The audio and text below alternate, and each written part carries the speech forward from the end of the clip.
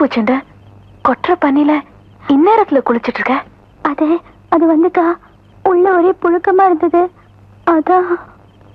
புழுக்கம் வீட்டுக்குள்ளையா உன் மனசுக்குள்ளையா? அக்கா ஏன் என்கிட்ட போய் சொல்ற?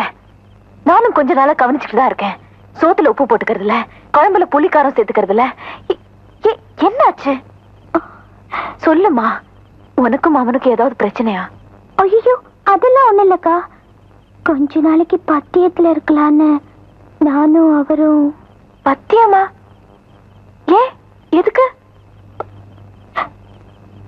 இப்ப நீ என்கிட்ட சொல்ல போறியா இல்லையா? அக்கா தெரிஞ்சோ தெரியாமலோ உங்களுக்கு கிடைக்க வேண்டிய வாழ்க்கைய நான் வாழ்ந்துகிட்டு இருக்கேன். 1000 தான் நீங்க வெளியில கலகலப்பா இருந்தாலும் மனசுக்குள்ள எவ்வளவு சோகத்தை சுமந்துகிட்டு இருக்கீங்கன்னு எங்களுக்கு தெரியும். அதான் உங்களுக்கு எப்போ கல்யாணம் ஆகுதோ அன்னைக்குதான் நாங்க ஒண்ணு சேர்றதுன்னு முடிவு பண்ணிருக்கோம். உங்க 2 பேருக்கு என்ன பைத்தியமா பிடிச்சிருக்க? எனக்கு கல்யாணம் ஆன பிறகுதான் நீங்க 2 பேரும் ஒண்ணு சேரணும்னு நினைச்சீங்கன்னா அது இந்த ஜென்மத்துல நடக்காது. அடி பாவீங்களா, மாமனுக்கு தான் அறிவு இல்லைன்னா உனக்கு எங்கடி போச்சு? இது பாரு, சின்ன வயசுல இருந்து மாமனையே நெஞ்சில சுமந்து வளர்ந்துட்டேன். அதுல இன்னொருத்தனை சுமக்கணும்னு சொன்னா எப்படி?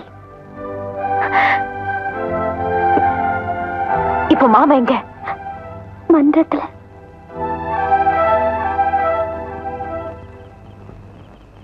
என்ன மாதிரி குழந்தை இந்நேரத்துல இங்க? கொஞ்சம் வீடு வர வந்துட்டு போறீங்களா? வாங்கின பூ வாடி போச்சு, காய்ச்சின பாலும் ஆறி போச்சு.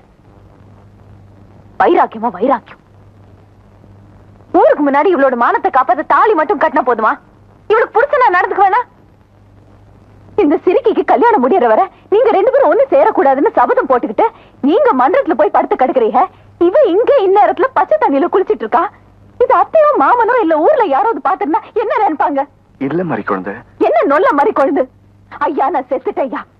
அதுக்காக 2 பேரும் ஆயுசு பூரா இப்படியே இருந்துருவீங்களா? முதல்ல 2 பேரும் சேர்ந்து எனக்கு ஒரு புள்ள பெத்து கொடுங்க. அதுக்கப்புறம் என் கல்யாணத்தை பத்தி பேசுங்க.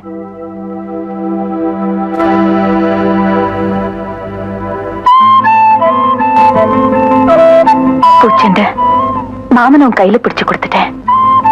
இனிமே அவர் மன்றத்துல போய் படுக்காம பாத்துக்கிறது உன் பொறுப்பு.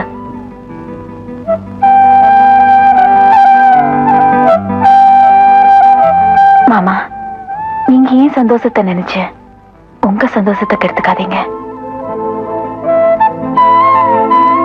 பாவம் அவ சின்ன பொண்ணு.